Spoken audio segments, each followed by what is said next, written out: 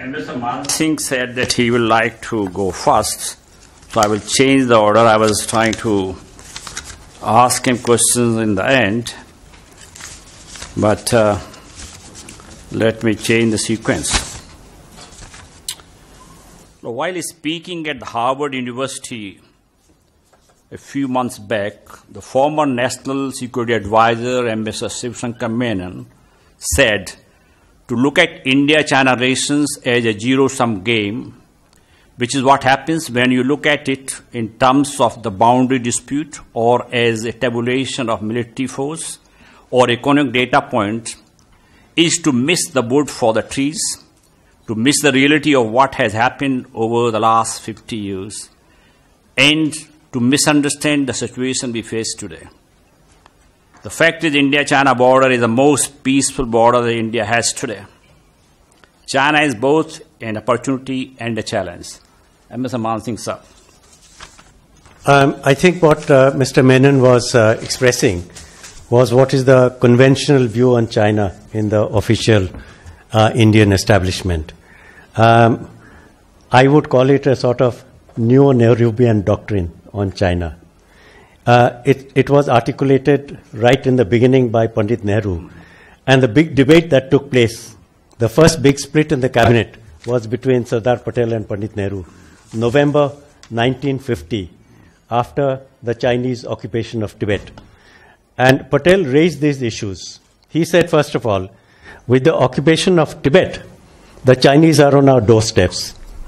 Next, they are going to claim territories on our side of the Himalayas. They are going to affect the security of the neighboring countries. India will have to fight a two-front war, and you must be ready for it. And Pandit Nehru said, start revising your policy on China, stop promoting China's interests abroad, and start looking at your relations with other countries like the United States, Britain, and Russia. That is the traditional view. I'm afraid the world has progressed a lot beyond that. But to state today that China and India have strategic congruence, I think is a cruel joke.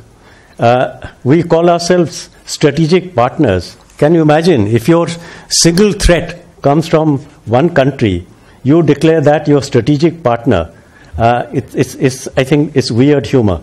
What I would suggest is we should look at the China policy and see where we have commonalities, where we have challenges.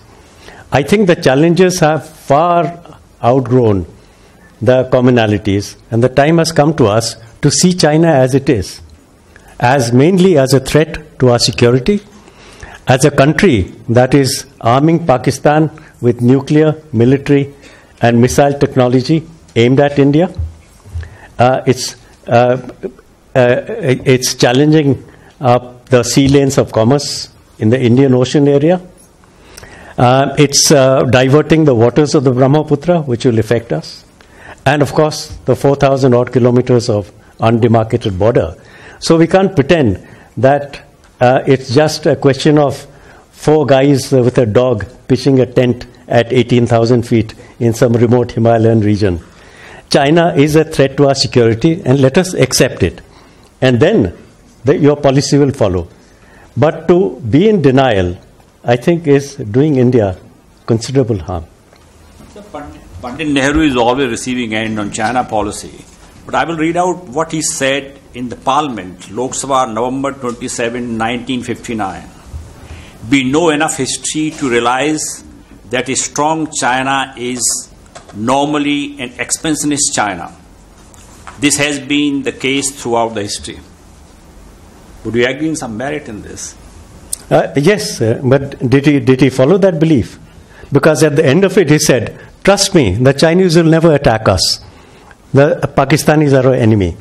I think this is what we have to look at. Can we now trust any government which says, China is not a threat, let's carry on? In fact, the doctrine says that we should not only find commonalities, let us not raise issues with China because they are going to come down on us heavily. So let us wait for the time when we are ready to confront them, which I think will never come. And finally, they suggest that we should make an offer to have a cooperative security relationship with China. I think that's a lot to swallow.